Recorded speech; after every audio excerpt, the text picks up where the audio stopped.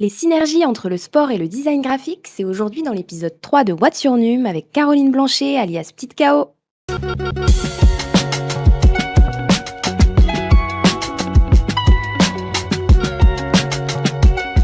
Bienvenue à toutes et à tous, je suis Tania, chargée de communication chez Arinfo, et aujourd'hui je vais faire équipe avec Tristan. On va accueillir Petite KO. Elle est graphiste, illustratrice et spécialisée dans le sport. Salut Caroline. Salut à vous. Salut Tristan. Et oui, salut Tania, super content de faire équipe avec toi aujourd'hui et d'accueillir Caroline Blanchet, dont on est tous les deux hyper fans. Et on n'est pas les seuls chez Arinfo à être fans de toi Caroline. Tu travailles avec de grandes institutions sportives comme la NBA, la FIBA, le PSG, l'équipe de France de foot. On va explorer ton parcours, tes techniques, ton style hyper dynamique. Allez, c'est parti. Let's go. Donc pour commencer, Caroline, on va un peu parler de ton parcours. Est-ce que tu peux nous en dire plus de ta formation en graphisme jusqu'au freelance? En fait, j'ai un cursus assez classique, voire linéaire. J'ai fait effectivement une école de graphisme après le bac. Donc c'était un cursus de 3 ans, j'ai fait ça sur Nantes. Moi, je suis originaire de Cholet à la base. Donc j'ai fait mes études à Nantes. C'était une école de graphisme qui s'appelait Sepia à l'époque et qui est aujourd'hui plus connue sous le nom de Brassard. Donc qui peut peut-être parler à certaines personnes qui sont dans cet univers-là. Et tout simplement, voilà, c'était un cursus de 3 ans à ce moment-là, parce que ça remonte un petit peu, je suis pas toute jeune. Et donc j'ai eu mon diplôme et j'ai commencé d'abord à travailler en agence de communication, à la suite, de mon diplôme, tout simplement, pour me faire une première expérience, donc rien à voir avec l'univers du sport, dans un premier temps. Donc vraiment un parcours assez classique, rien de bien, original. Je suis pas autodidacte, j'ai vraiment suivi une formation, qui m'a permis d'avoir un cadre. Moi, c'est ce qui me convenait, parce qu'aujourd'hui, il y a aussi beaucoup de gens qui font ça en autodidacte et ça marche aussi. Donc voilà, tout simplement, une école de graphisme et ensuite j'ai eu, je crois, 6 à 7 ans en expérience dans une agence de communication, une petite structure, on était peut-être 4 ou 5 au maximum. Donc moi, ça m'a permis aussi d'avoir, pas mal d'ouverture sur, les responsabilités qu'on peut avoir en agence et le fait aussi qu'on était en petite équipe, d'être polyvalent, donc de voir aussi plein de choses. Donc ça, c'était super intéressant et ça m'a permis d'acquérir un petit peu d'expérience par rapport à ça. Et c'est par la suite, que je me suis posé la question de me lancer à mon compte. Mais, d'abord une première expérience en agence avant de se lancer en free, quoi. OK, et justement, qu'est-ce qui t'a poussé, par la suite à passer le cap, à faire le grand saut? En fait, ça s'est fait un petit peu bizarrement, c'est-à-dire que j'ai pas trop anticipé ça. C'est pas quelque chose que j'avais en tête. C'est juste que à côté de mon activité de salarié, je faisais des créas perso et forcément quand on fait des projets personnels, on essaye de trouver un sujet qui nous passionne et moi, j'étais passionnée de sport et notamment de basket en particulier, mais de sport en général. Donc je faisais un petit peu des créas comme ça de mon côté et puis c'était au moment un peu le début des réseaux sociaux, je commençais à poster ça sur, alors c'était sur Facebook à l'époque, mais sur des forums aussi dédiés au basket, entre passionnés. Et puis j'ai commencé à avoir un petit peu de retour et avoir des premières demandes, ça c'était en 2012 je crois. Et c'est là que je me suis un petit peu posé la question et c'est aussi dû à un changement de vie aussi de mon côté. Je déménageais, donc il fallait que je trouve un nouveau poste de toute façon. Donc soit je trouvais un nouveau poste en tant que salarié dans une autre agence, plus proche, d'où j'allais habiter ou alors effectivement après je me suis posé la question: «Est-ce qu'il y aurait pas quelque chose à faire, de ce côté-là?» Surtout, je commençais à avoir un ou 2 clients qui sont venus comme ça, donc je faisais ça un petit peu à côté sur mon temps libre et je me suis dit: «Bah, peut-être qu'il faut tenter l'aventure». Après, j'ai quand même eu la chance où, quand, j'ai dit, à mes employeurs, à l'époque que de toute façon, j'allais forcément partir parce qu'il fallait que je trouve, plus proche de ma future destination. Ils m'ont proposé en fait de réduire mon temps de travail, mais de toujours continuer à travailler avec eux. Donc, j'ai travaillé à mi-temps pendant ouais, 1 an avec eux, à distance, donc je faisais du télétravail et ça me permettait moi de tester mon activité à côté, donc de voir si c'était viable en fait mon idée de départ. Donc j'ai pas pris une énorme prise de risque parce que, j'avais quand même toujours une petite activité de salarié, donc ça c'était important pour moi parce que je me suis pas lancée non plus tête baissée on va dire dedans, ça m'a permis de voir si sur 1 an, je pouvais avoir un peu plus de clients, si c'était viable, si ça pouvait fonctionner et c'est au bout j'ai fait ça pendant 1 an parce qu'après c'était quand même compliqué d'allier les 2, ça faisait quand même pas mal de travail et au bout d'1 an, c'était donc ça après en 2013, je me suis dit: «Bon, il faut y aller à fond» et là j'ai tout lâché, en agence et je me suis lancée à 100 en free et me spécialiser uniquement dans l'univers du sport, quoi. Et justement, tu vois, tu disais que le sport était venu parce que c'était une de tes passions, en tout cas ta passion principale, et notamment le basket. Tu vois, entre le moment où tu te dis, bah, je vais faire des créas dans le sport et je vais me spécialiser, je vais faire, on va dire, presque 100% de mon taf va tourner autour de cet univers-là. Qu'est-ce qui s'est passé? Enfin, tu as eu des clients qui ont mordu, voilà, pour lesquels tu t'es dit, bon, bah, en fait, je peux me spécialiser réellement, aller vers cette niche-là, ou en tout cas cette partie du spectre. Ouais, oui. Ouais. Ouais, c'est ça en fait, c'est ce que je disais, l'année où j'ai fait un peu la transition, mais j'avais toujours une activité de graphiste à côté, classique. C'est là où j'ai commencé à avoir quelques demandes et il y a eu vraiment 2 projets, 2 clients qui sont arrivés qui m'ont fait faire la bascule. Mon tout premier client, ça parlera peut-être à certains qui sont passionnés de basket, mais c'est Rivers, qui est un magazine spécialisé basket et notamment NBA. Donc c'était mon tout premier client et après j'ai eu vraiment 2 autres clients qui sont arrivés, mais outre-Atlantique. Parce que c'est quelque chose que je m'explique pas, mais au départ, j'ai eu beaucoup plus de demandes à l'étranger qu'en France. Et donc c'était 2 projets majeurs et là je me suis dit: «Bon, est-ce que je les prends déjà?» parce que j'étais pas trop sûre de moi, je savais pas si j'étais capable. Il y avait un peu le syndrome de l'imposteur qu'on connaît tous en tant que Bien sûr. créatif, de se dire: «Est-ce que je vais être capable de répondre à la demande?» Et je me suis dit: «Bah si, il faut quand même y aller» et suite à ces 2 gros clients, donc c'était une agence de communication qui était basée à Chicago, qui travaillait pour la franchise de NFL, donc le football américain de Chicago. Et donc c'était un gros, gros projet parce que c'était vraiment pour lancer la saison, du club, enfin de la franchise et j'avais quand même beaucoup de choses à faire dessus. Et puis un autre client qui était basé au Canada, donc eux qui géraient aussi un petit peu tout ce qui était, la salle, de Toronto pour, bah, la NBA, donc le club de NBA, puis d'autres sports. Donc c'était vraiment 2 gros projets et là je me suis dit: «Bah, peut-être qu'en fait, je pourrais vraiment me spécialiser uniquement là-dedans. En plus, c'est ma passion, donc ça pourrait le faire, quoi». Bah ouais, incroyable. Et Mmh. c'était le caractère à l'étranger, donc les franchises aux États-Unis ou au Canada. C'était des pays dans lesquels tu étais déjà allé, ou c'était Pas des du tout. contacts que tu avais? Non, pas du tout en fait. Non, non, je suis jamais allée aux États-Unis. Au Canada, oui, mais j'étais pas allée avant. Ce qui a vraiment m'a permis d'avoir ces contrats-là, c'était, le site Behance. Mm. Ah puis en plus à ce moment-là, Behance c'était encore un peu, c'était moins gros, ça avait pas été racheté par Adobe donc ça nous permettait vraiment de trouver beaucoup de projets pro. Moi, j'ai eu beaucoup de projets pro au départ via Behance parce que du coup, on était vraiment dans un milieu très professionnel. C'était, vraiment que les professionnels qui postaient là-dessus, à ce moment-là et donc ça permettait d'avoir beaucoup de contacts. Un peu un LinkedIn mais basé sur les créatifs, quoi. Mais non, non, j'avais pas été sur place ou quoi que ce soit, c'était pas forcément non plus une idée de départ, me dire: «Je vais, aller, contacter, des agences à l'étranger ou quoi que ce soit». J'aurais très bien, pu trouver en France, mais ça peut-être que ça se faisait pas trop à ce moment-là. J'avais le sentiment qu'en France, on faisait pas encore trop peut-être travailler les freelances.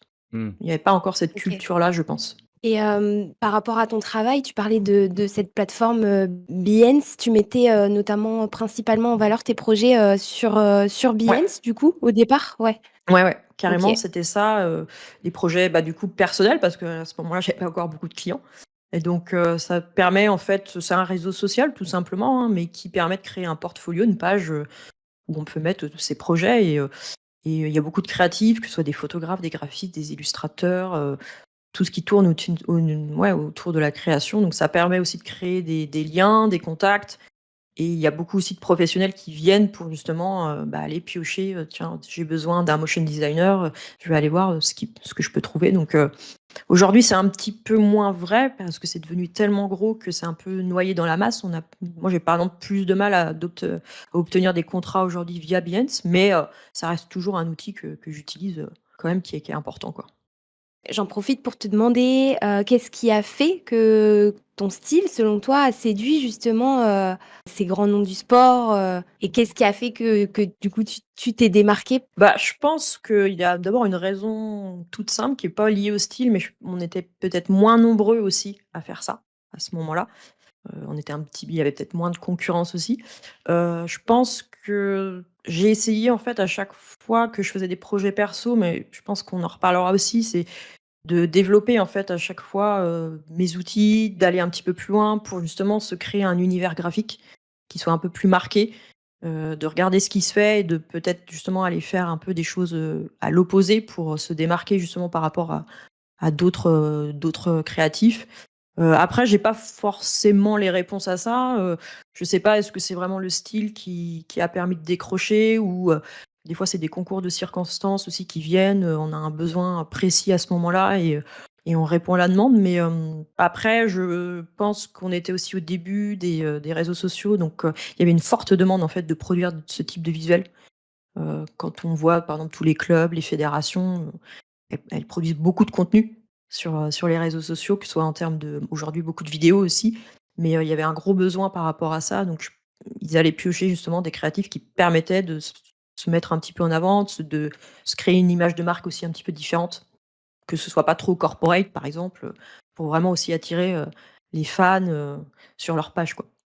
Bah, du coup, si on plonge un petit peu plus dans la suite de ta carrière, là, on a parlé de tes premiers clients, Rivers, tes premiers clients outre-Atlantique, etc. Bah, petit à petit, il y a eu l'arrivée de projets de plus en plus ambitieux, en fait.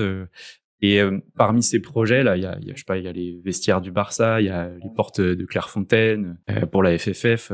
Est-ce qu'il y a un projet parmi ces projets-là, alors soit récents, soit même au début de ta carrière freelance, qui t'ont vraiment marqué et que tu aimerais un peu nous raconter? Bah, il y a 2 choses. Il y a d'abord, pas forcément un projet, mais un client qui a tout changé pour moi parce que ça m'a permis, je pense, vraiment de faire décoller mon activité et aussi de me faire connaître encore plus.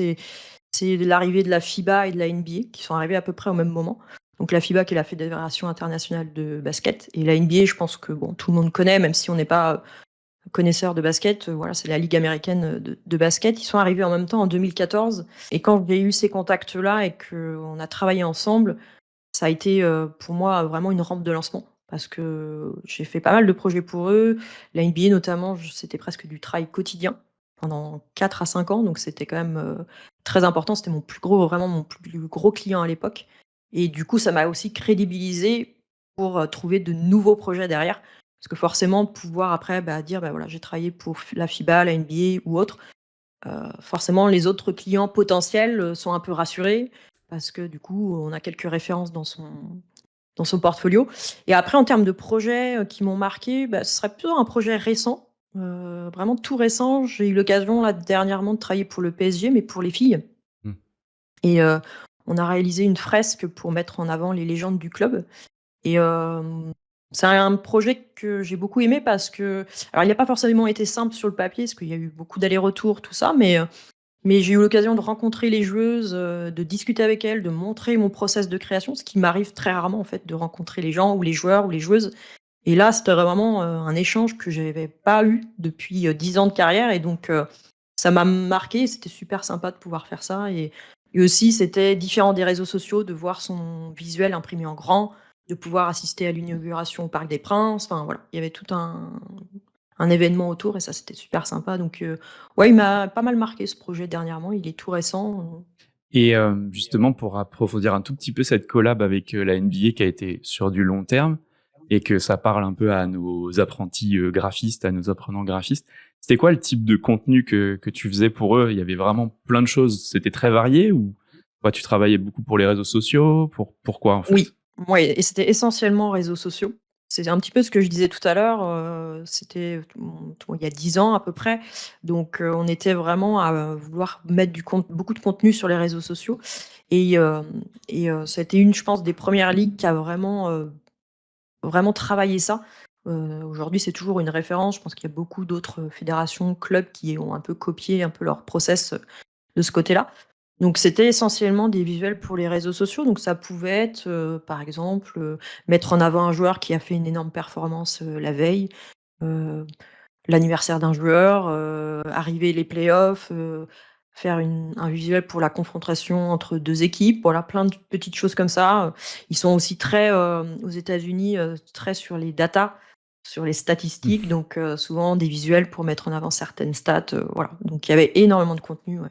C'était pratiquement du quotidien, alors pas tous les jours, mais globalement, ça pouvait être facilement 3 voire 4 fois par semaine, de produire un visuel. Donc ça demandait à être réactif par contre, même si, l'avantage c'est que le décalage horaire, là, est dans le bon sens. J'étais souvent contactée, par exemple, dans l'après-midi pour, faire un visuel pour le lendemain, donc ça me laissait quand même un petit peu de temps. Mais j'avais pas, 3 jours pour le faire, c'était souvent quand même un peu dans l'urgence. Mais, c'était une super collaboration parce que j'avais quand même beaucoup de liberté. C'est assez rare que, on m'ait demandé de refaire complètement le visuel. Il y avait toujours évidemment des petites modifications, mais, c'était souvent très léger. Donc, ça a vraiment été une collaboration, je pense que la personne que j'avais en contact aussi, on avait à peu près les mêmes affinités aussi en termes graphiques, donc ça a bien fonctionné et donc, ouais, ouais, ça moi j'ai beaucoup apprécié parce qu'on pourrait croire que la NBA ça peut être, c'est une grosse entité, donc ça va être très contraignant. Alors il y a des contraintes évidemment, mais, ils offraient quand même beaucoup de liberté créative, quoi. Le principe, c'était vraiment soit on m'envoyait quelques photos, voire après on me laissait l'accès à leur banque d'images et c'était moi qui allais piocher les photos, donc ça me permettait encore plus de pouvoir choisir ce que je voulais faire, quoi.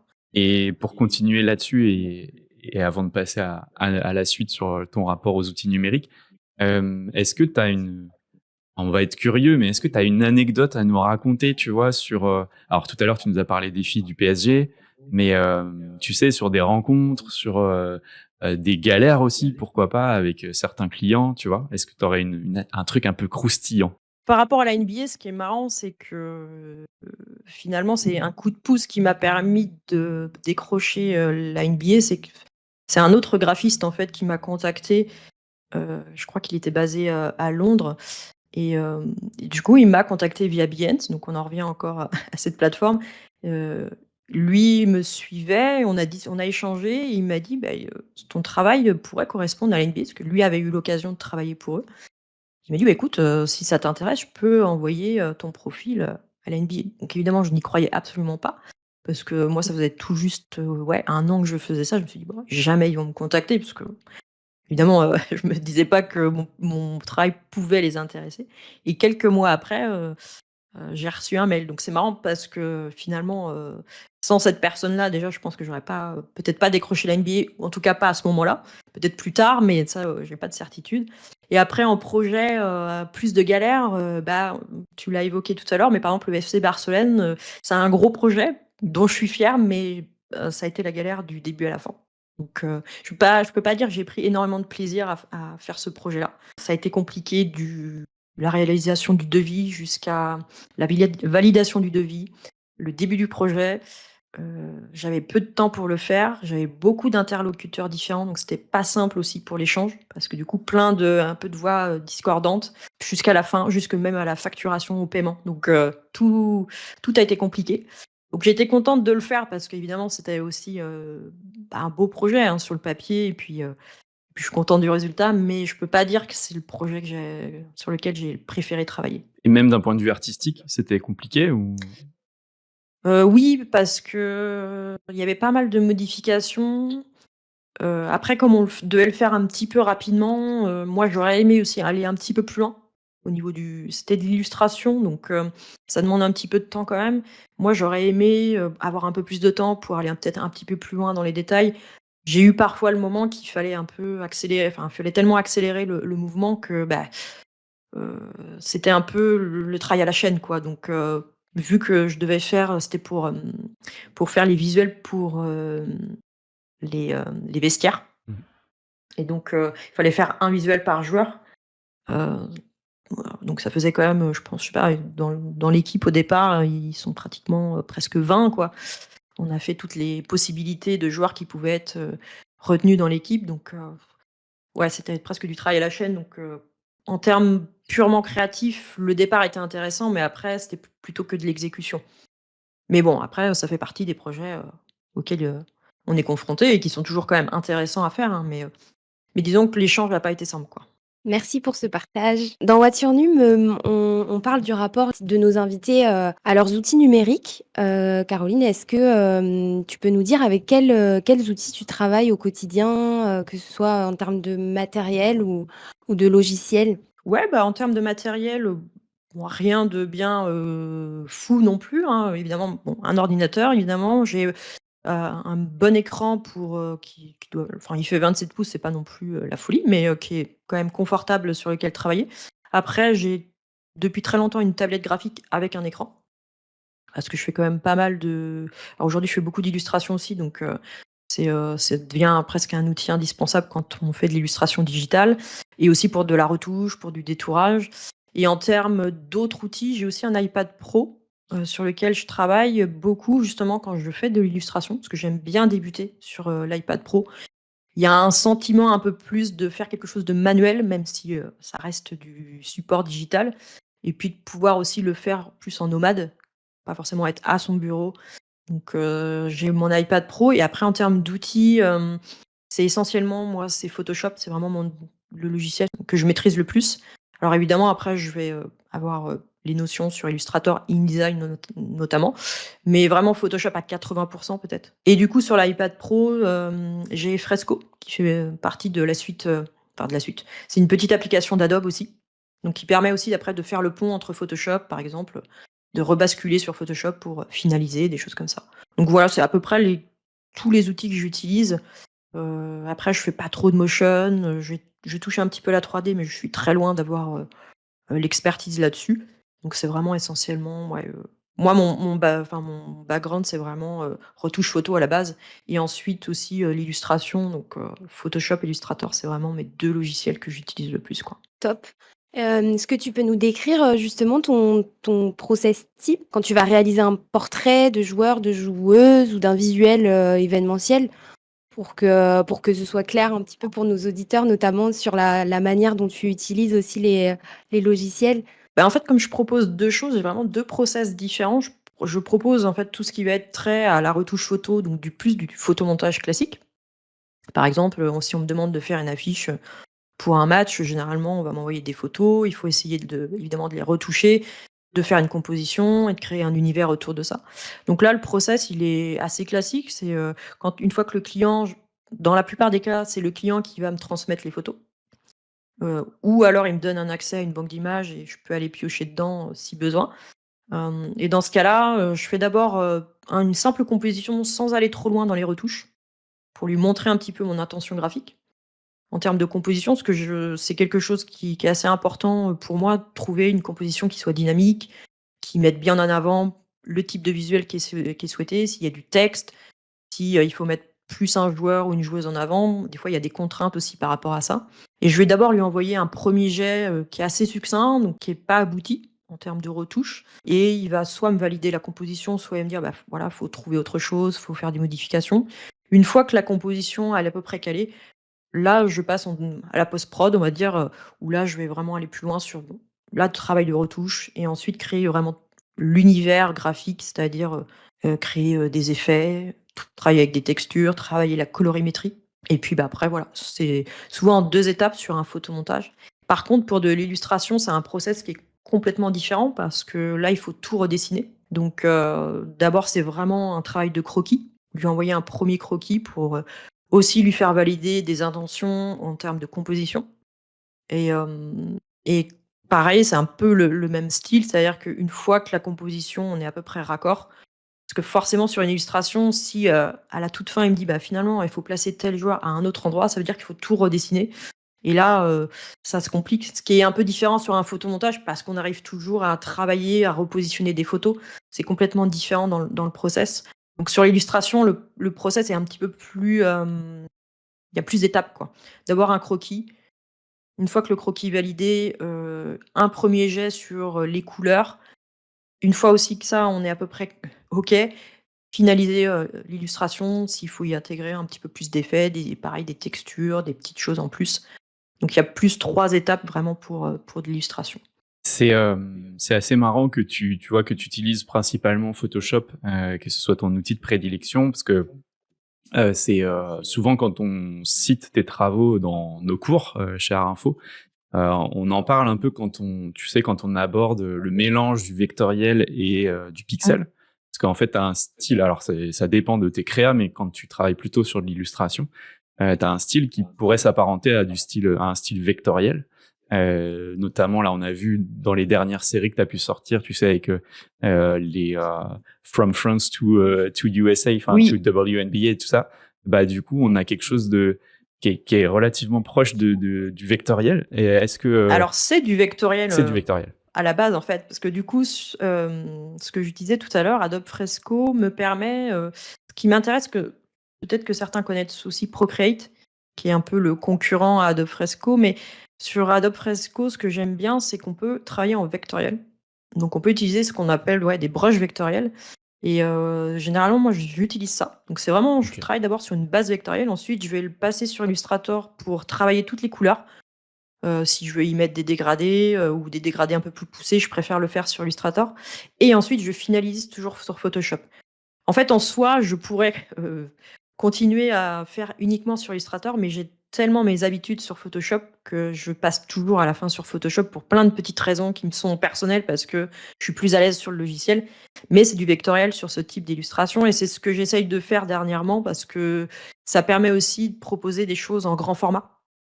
Ouais, Du eh oui. vectoriel, vu qu'on perd pas en qualité à l'agrandissement.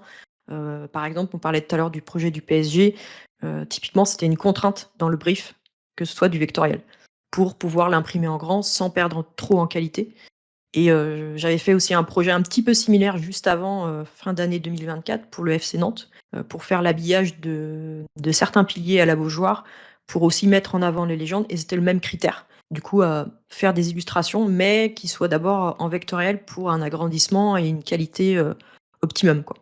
On parlait tout à l'heure ton process, un petit peu, de commencer par des crayonnés, des choses comme ça. Est-ce qu'il y a quand même des choses que tu ne fais pas du tout sur ordinateur, que tu continues à faire sur papier? Est-ce que tu continues à crobarder avec un bloc-notes, etc.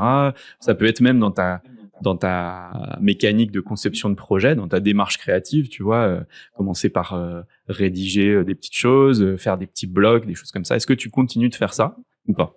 Oui, oui, oui. Alors, c'est très succinct, c'est-à-dire que, sur un brief, par exemple, que je peux recevoir et que, il faut trouver quelques idées, je peux, me faire une sorte de brainstorming sur un bloc-notes en notant les grandes idées et trouver, voilà des que ce soit des termes qui puissent après derrière me déclencher des idées et après ça peut m'arriver de faire quelques croquis manuellement, mais alors c'est vraiment du croquis, basique, juste pour voir, si on me demande, je sais pas, par exemple un format carré, comment dans le format carré, si je positionne, globalement le texte ici, comment ça fonctionne?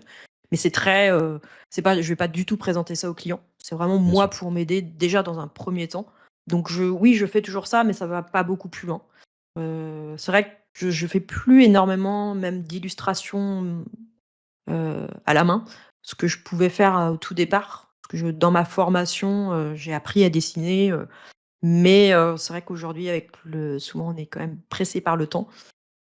Et j'ai pas forcément eu de demande aussi dans ce sens-là. Mais donc non, manuellement, j'en fais plus beaucoup, si ce n'est, voilà, prise de notes et puis, quelques croquis, mais très succincts, quoi, vraiment pour, dégrossir le terrain. Mais après, je vais rapidement passer, sur, un support digital. Ok. Est-ce qu'il y a une partie dans tes illustrations, dans tes photomontages, qui te plaît particulièrement? Tu vois, la gestion de la couleur, des textures. Tout à l'heure, tu parlais pas mal des textures. Il y a des choses Ouais. qu'on retrouve chez toi qui pourraient faire penser à, tu sais, à Shepard Fairey ou des graphistes comme Mmh. ça, tu vois, des trames, des grains, des choses comme ça. Ouais. Il y a aussi un travail de la typo que j'ai l'impression qui est de plus en plus présent dans tes travaux.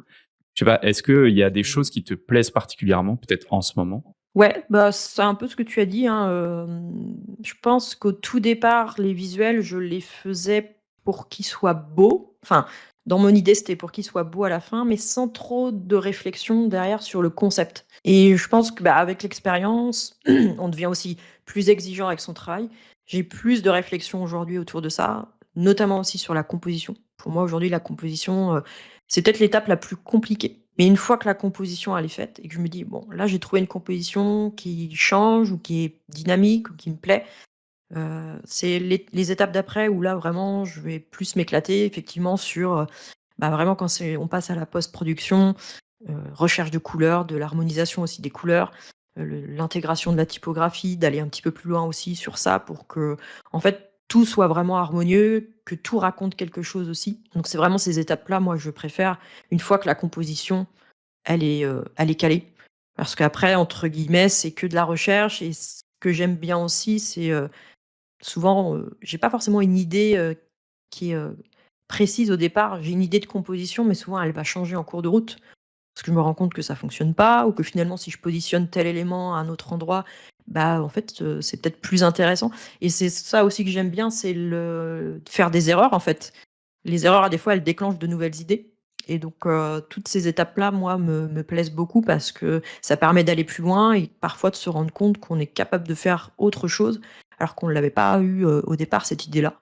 Ça marche, merci. Et justement, comment tu gères, l'équilibre, enfin cet équilibre entre, ta créativité et un brief, client? De chez Art Info, on forme des futurs designers graphiques et donc ils sont souvent, confrontés à la réalité, d'un cahier des charges. Toi, tu disais tout à l'heure que tu as parfois plus de liberté, parfois un petit peu plus de contraintes. Comment Oui. tu doses? Alors après, c'est bizarre parce que moi, je préfère presque avoir plus de contraintes que trop de liberté.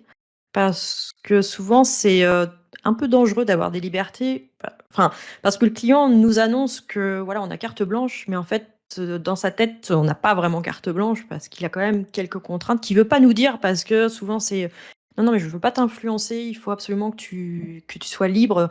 Mais quand je sens qu'il a quand même une idée derrière la tête, je préfère en fait qu'il me donne ses contraintes. Quitte à avoir des contraintes, mais au moins je m'y cale et je vais m'adapter. Que d'avoir carte blanche où effectivement c'est assez, attrayant sur le papier parce qu'on dit: «Je vais pouvoir faire ce que je veux». Mais en fait, dans tout projet professionnel, il y a toujours des contraintes, qu'elles soient techniques, où au final, le client il se rend compte qu'il a pas le droit de mettre tel joueur ou il faut absolument mettre un joueur plus gros que l'autre parce qu'il y a des contraintes aussi par rapport à ça et que s'il les dit pas avant, bah, en fait, on perd du temps sur quelque chose qu'on aime et qu'au final on peut pas, qu'on pourra pas valider donc moi j'aime bien avoir carte blanche, mais je vais quand même poser beaucoup de questions pour être sûre que j'ai totalement carte blanche. Ce qui est rarement le cas, en Ouais. fait. Et puis, bah, après oui, ça va être, vraiment d'aller au bout des choses pour aussi savoir ce qu'il n'aime pas. Parce que souvent, le client arrive en disant: «Bah, voilà, soit on a vu telle chose dans ton portfolio, ça nous plaît, mais j'aime bien aussi demander qu'est-ce que vous n'aimez pas?» pour être sûr de pas aller dans cette direction-là. Parce que, par exemple, quand j'ai aussi des projets «carte blanche» entre guillemets, on me dit: «Bah, voilà, faites ce que tu veux». Mais je préfère quand même demander: «Est-ce qu'il y a quand même des choses que vous n'aimez pas?» Comme ça, je suis sûre de pas aller sur ça et au moins de un peu refermer l'entonnoir et avoir plus de chances à la fin que ça plaise ou au moins avoir, si je fais deux trois versions, avoir au moins une version, sur laquelle on va pouvoir travailler, quoi. Ça marche. On va passer sur, une partie un peu plus, perspective, prospective, j'ai envie de dire. On a pu voir, tout à l'heure, rapidement avec Tania sur ton compte, Insta, qu'il y a une petite mention, dans tes outils qui dit «No AI». Oui. Voilà. C'est vrai qu'aujourd'hui, quand on parle de nouvelles techno, bah, on fait souvent, mention, de l'intelligence artificielle, surtout dans les métiers créatifs, dans l'illustration et cetera. Comment tu vois, l'arrivée de ces outils-là? Est-ce que c'est un rejet, en bloc? Est-ce que c'est, tu te dis: «Bon, bah, il y a du bon, il faut que j'essaye de, voir comment je peux travailler avec»? Enfin, voilà, c'est quoi ton rapport à ça? Alors, c'est ma grande question du moment depuis, bah, oui, depuis que c'est arrivé, depuis 1 ou 2 ans. Moi, je me retrouve quand même là face à un obstacle. Alors il y a pour l'instant, je ne l'utilise pas, enfin, je l'intègre pas dans mes travaux. Alors ce qui est pas vrai en soi parce que déjà dans les logiciels qu'on utilise, il y a de l'IA d'intégré, hein, donc mais je l'utilise pas dans ce qui, se fait récemment. C'est-à-dire je ne vais pas générer une image complètement avec l'IA. Évidemment, après sur Photoshop, aujourd'hui, il y a des outils qui, sont, utilisés avec l'IA, qui vont nous aider dans certains process, par exemple le détourage, qui a beaucoup évolué par rapport à ça. Donc moi, sur l'aspect technique, ça me va. C'est-à-dire que ça me pose pas de problème de me dire: «Bah, l'IA va m'aider à, accélérer des processus qui sont plutôt contraignants à la base». Par exemple, le détourage, où là, bah, en fait, je perds du temps sur la création, sur un aspect qui est purement technique et où là, je peux gagner du temps. Après sur, la création en elle-même, là, pour moi, oui, j'arrive face à un mur. C'est-à-dire que, il y a plusieurs raisons. Il y a des raisons aussi éthiques, sur ça. C'est-à-dire que comment sont entraînées toutes ces IA? Moi, ça me pose un petit peu de questions, donc j'essaye de m'informer aussi par rapport à ça. Après, il y a aussi la question écologique aussi, hein, ça commence aussi, on en discute de plus en plus et une autre raison toute simple pour moi, c'est qu'en fait, bah, j'ai l'impression que mon process de création, il correspond absolument pas, en fait, à l'utilisation que je pourrais faire du l'IA, c'est-à-dire que j'ai eu l'occasion de tester. J'ai testé Midjourney, j'ai pu tester celui de Adobe, Firefly, des choses comme ça pour voir un petit peu ce que ça donne quand même. Mais en fait, moi, je me retrouve face à un mur, c'est-à-dire que c'est ce que je disais tout à l'heure, quand je veux faire une créa, moi, je sais pas forcément, mon idée, elle est pas calée dès le départ. Alors que utiliser, je sais pas, Midjourney, il faut déjà avoir en fait une idée bien précise de ce qu'on veut pour lui dire: «Bah, voilà, fais-moi telle chose, avec tel style, machin» et moi, j'ai pas forcément ça au départ. Donc déjà, je suis bloquée à ce moment-là parce que je sais pas trop quoi lui dire à l'IA, la construction de mon visuel, elle va vraiment se faire au fur et à mesure. Donc je suis un peu bloquée par rapport à ça et puis une autre raison aussi, c'est que, bah, j'ai pas trop envie que mon métier, ça devienne ça. Moi, ce qui me plaît, en fait, c'est, bah, tout le processus entre l'idée de départ et le visuel final. C'est pas tant le résultat final qui me plaît, c'est vraiment tout le process entre les 2. C'est en fait, tout moi j'aime bien appeler ça c'est mon laboratoire en fait, c'est là où je bricole, je teste des choses. Alors on peut le faire aussi avec l'IA en changeant le prompt et tout ça, mais j'avoue que moi taper du texte pour obtenir quelque chose, pour l'instant, je m'y fais absolument pas et je me vois vraiment pas faire ça. Donc bon, c'est vrai que moi dans un premier temps, je me m'étais dit: «Tiens l'IA pour se créer des mood boards, d'inspiration, ça peut être intéressant, voilà. Mais je me rends compte aussi que, bah, si j'utilise l'IA pour créer un mood board d'inspiration, pour avoir des références comme ça, qui pourraient, m'intéresser, pour travailler sur un nouveau visuel, bah, j'ai affaire à plein de visuels différents, mais je connais pas les personnes qui ont fait derrière les visuels. Et moi, ce que j'aime bien aussi dans la recherche d'inspiration, c'est que, par exemple, d'aller sur Behance ou autre, plateforme pour aller chercher, des références et à des fois de dire: «Tiens, ça c'est super cool, j'aime beaucoup le style». Je vais un peu en découvrir un peu plus sur l'artiste aussi derrière et du coup, je vais découvrir un peu plus son travail aussi. On parlait de veille, aussi notamment, Caroline. Est-ce que, toi, tu as des habitudes justement, particulières ou au quotidien pour nourrir ton inspiration? Bah, au départ, je faisais, je pense, comme beaucoup, je me contentais de regarder de l'inspiration dans mon univers, c'est-à-dire, sur des créatifs qui peuvent travailler dans l'univers du sport ou sur le graphisme en général. Donc, j'allais donc sur Behance, sur, bah, après Pinterest ou d'autres plateformes qui peuvent mettre en avant ça. Et aujourd'hui, de plus en plus, j'essaye aussi de faire de la veille graphique, mais pas forcément pas dans mon univers. Alors ça peut rester dans le graphisme et dans l'illustration, mais sur des secteurs un peu différents. J'aime bien, par exemple, tout ce qui se fait, en termes de posters alternatifs de films. Il y a beaucoup de créatifs, beaucoup d'artistes qui travaillent, soit avec, des studios ou qui proposent en fait de faire des posters alternatifs très créatifs. Donc j'y trouve de l'inspiration là-dedans, mais ça peut être aussi dans d'autres univers, des fois dans la musique, dans des pochettes d'albums, des choses comme ça. Chose que je faisais pas forcément au départ, mais finalement ça me permet d'avoir une plus grande ouverture d'esprit sur, bah, la création au global. Donc après bon, ça va toujours être à peu près les mêmes plateformes, hein, mais après j'aime beaucoup, bah, on en voit un peu derrière, mais j'ai pas mal de livres aussi, j'en ai d'autres, dans le bureau, mais j'aime beaucoup aussi aller, piocher dans des librairies, sur un livre uniquement sur la typographie, alors que c'est pas, évidemment je l'intègre dans mon travail, mais c'est pas non plus, ma plus grosse partie, mais c'est toujours intéressant et ça m'a permis, je pense aussi d'améliorer, mon intégration de la typographie, en allant s'intéresser à des univers un petit peu différents des miens. Ça marche. Là, on a vu tes derniers travaux qui concernent pas mal les filles qui arrivent en WNBA. On est super fiers d'elles parce que voilà, elles passent outre-Atlantique, même si les filles qui restent en Europe, on est tout autant fiers d'elles. Oui, oui. Euh, Bah, souvent en plus, elles jouent aussi en Europe, Bah oui, dans l'autre partie de saison, donc c'est vrai, c'est vrai. Est-ce qu'il y a des sportifs, des sportives, des sports que tu aimerais explorer différentes de ce que tu fais d'habitude?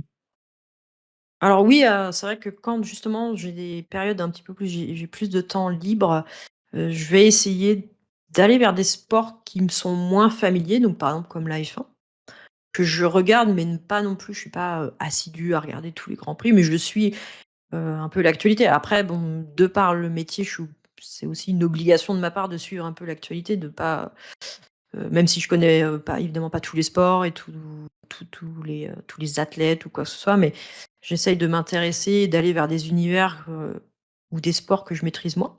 C'est toujours intéressant parce que c'est pareil, ça peut permettre de développer de nouveaux styles parce que travailler par exemple sur, un visuel de F1, bah, du coup, là n'est pas uniquement sur l'athlète, il y a aussi le côté, de la voiture, donc ça peut être intéressant aussi graphiquement parlant. Après moi, ce que j'aimerais beaucoup faire, mais bon, du coup, ça mon portfolio dernièrement, il tend vers ça, c'est quand même beaucoup plus faire de projets pro pour le sport féminin, parce que j'en ai fait très peu. Heu, je sais pas combien j'en ai fait, mais je pense que ça se compte sur les doigts d'une main. Donc c'est pour ça que dernièrement, je fais beaucoup de projets de ce côté-là.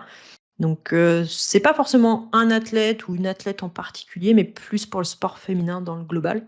Pas forcément d'ailleurs uniquement dans le basket.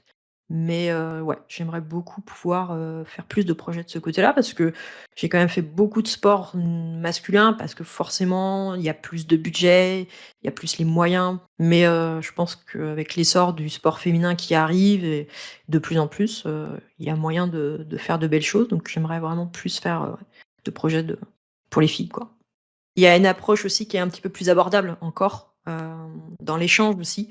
Donc c'est aussi agréable de parce que moi j'ai très peu eu l'occasion d'avoir affaire aux athlètes ou aux joueurs en direct. Heu, il y a quand même une énorme distance parce qu'ils sont un peu inaccessibles tout simplement. Encore plus quand c'est des sports, très, on parle de la NBA, bon, bah, voilà, par exemple, c'est un bon exemple où, ils sont, un peu inaccessibles donc on va faire un projet, mais il y a toujours une énorme distance alors que pour l'instant dans le sport féminin, je pense qu'il y a encore cette approche-là, de proximité. Même si, bah, on a de plus en plus quand même de stars, en termes d'athlètes féminines, mais il y a aussi ce côté un peu plus, à taille humaine quoi, qui me plaît aussi, je pense. Si tu pouvais donner un conseil à un jeune, créatif qui se forme aujourd'hui, ce serait quoi ton meilleur conseil? Je pense que le portfolio est extrêmement important. C'est-à-dire qu'est-ce que je mets dans mon portfolio? D'avoir une vraie réflexion aussi sur ça. Alors au départ, mais ce qui est un petit peu normal, on a tendance à vouloir, bah, mettre tout ce qu'on fait parce que, bah, on veut alimenter son portfolio. Mais, je pense que justement pour, si par exemple on est en indépendant notamment, mais même pour faire une recherche dans une agence ou dans une structure, pour avoir un poste, que ce soit en stage, en alternant ou après, un poste, c'est vraiment de bien réfléchir à son portfolio. Qu'est-ce que je mets en avant? Pas forcément obligé de tout mettre. Et une autre chose, c'est les projets perso. Parce que c'est vraiment là où on peut, se créer son identité graphique, développer son style. Parce que là, justement, on n'a pas de contraintes. On n'a pas à faire un cahier des charges, on n'a pas de contraintes de budget, pas de contraintes de temps, donc on peut faire ce qu'on veut. Et puis en plus, sur des projets perso, généralement, on va prendre un sujet qui nous plaît, qui nous passionne, donc on va encore y mettre un petit peu plus et injecter un peu plus d'affect dedans. Donc ça permet, je pense, vraiment de se créer son univers et peut-être potentiellement, du coup, de pouvoir déclencher, un projet ou pour un stage, dire: «Tiens, voilà, ce portfolio-là, on n'a jamais vu ça, on voit qu'il y a une vraie identité, ouais, une vraie personnalité». Super. Ben, en fait, on va passer un petit peu à la partie, la dernière partie de notre podcast. En général, on conclut What's Your Name avec une recommandation culturelle de nos invités. Alors, ça peut être, voilà, on peut imaginer un livre, une sortie, un film, une série. Voilà. Est-ce que tu aurais quelque chose comme ça à nous conseiller et qui t'inspire en ce moment ou voilà. Alors moi, je suis très podcast, j'écoute beaucoup de podcasts, donc je serais plus des recos podcasts peut-être, alors qui n'ont rien à voir avec, mon métier ou quoi que ce soit. Mais j'aime beaucoup en ce moment écouter, Ami, donc c'est, Ami au féminin pluriel. C'est 2 amies qui sont journalistes, critiques de cinéma, séries, voilà et qui font un podcast, où elles se font découvrir l'une et l'autre des films, parce qu'elles ont des univers complètement différents. Et c'est toujours très intéressant parce qu'elles s'enregistrent en train de regarder le film et donc il y a beaucoup de spontanéité, c'est très drôle et ensuite elles font aussi un débrief du film qu'elles ont vu, donc c'est assez pointu aussi et moi j'aime beaucoup ce podcast parce que c'est assez frais et puis, j'aime beaucoup leurs interventions.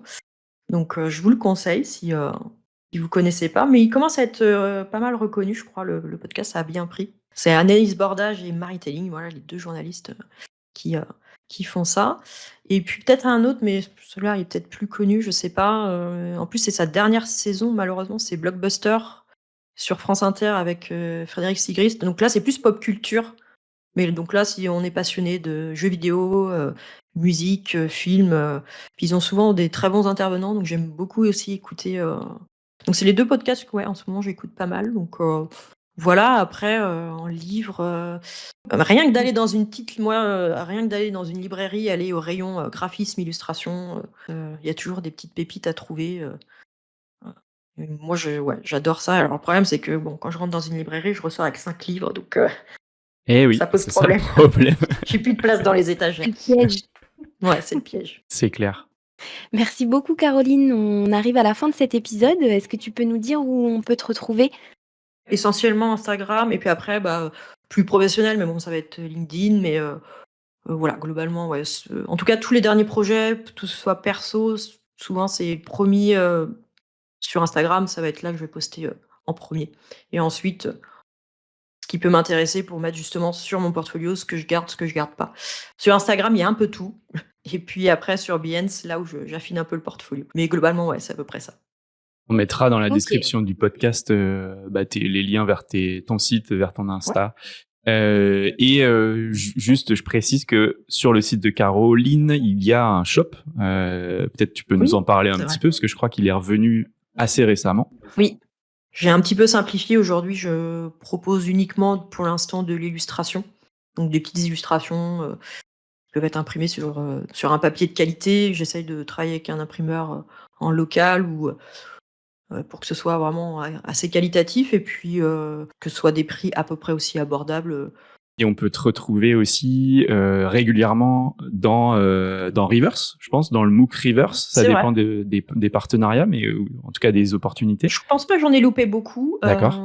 Ça a été, comme je disais tout à l'heure, c'était mon tout premier client et aujourd'hui on continue toujours à travailler ensemble. Et puis là, pour le coup, on a carte blanche, donc c'est aussi toujours un plaisir parce que je peux m'éclater dessus. Souvent, c'est d'illustrer 1 ou 2 articles, donc ça me prend pas énormément de temps, mais c'est toujours un plaisir de le faire. En plus, ils ont évolué vers un MOOC, donc qui est un mixte entre un magazine et un livre, donc un objet plutôt qu'on garde. Donc c'est toujours intéressant. Donc globalement, j'essaie toujours de répondre présente quand je peux. Voilà, eh bien, merci beaucoup Caroline, encore une fois, Merci pour beaucoup à vous. cette présence dans le podcast What's Your Num, donc, et puis on te souhaite plein de bonnes choses pour la suite, plein de super contrats, tous plus incroyables les uns que les autres. Oui. Moi, je pense que la WNBA va t'appeler bientôt. Oui, j'aimerais beaucoup. Ça serait cool de pouvoir refaire une collab avec eux actuellement. Ouais. Trop bien. Mais bon, je force là. Je mets de la WNBA partout, donc j'espère que Oui, je vois ça. ça va marcher au bout d'un moment. C'est très cool. Merci beaucoup Caroline, à bientôt. Eh bien, merci à vous. Avec Ciao. plaisir. Caroline. À la prochaine dans What's Your Num. Ciao, ciao. À bientôt.